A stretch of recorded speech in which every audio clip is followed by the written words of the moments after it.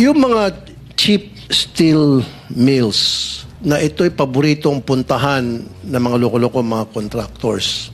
Alam niyo to, tumatawa kayo ng ulo, especially dyan sa Pampanga. Marami yan, nag-raid na nga yung NBI niyan.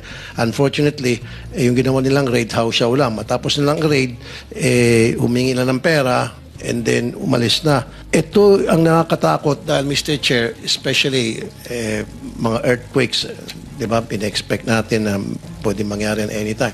Pati sa mga kalsada rin, ito yung mga galing China. In fact, ba na nga ito sa China, ito mga steel products. Alam niyo po ito, bakit niyo po ito pinapapasara?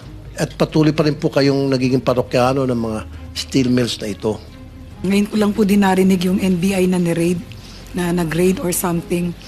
Ngayon ko lang po narinig. So, ibig sabihin, NBI hindi gumawa ng coordination sa inyo to inform you na, hey, marami mga steel mills sa buong bansa, kasama din yung Pampanga. I-raid namin dahil ito ay bilihan ng mga kontraktor ng DPWH na mga substandard materials.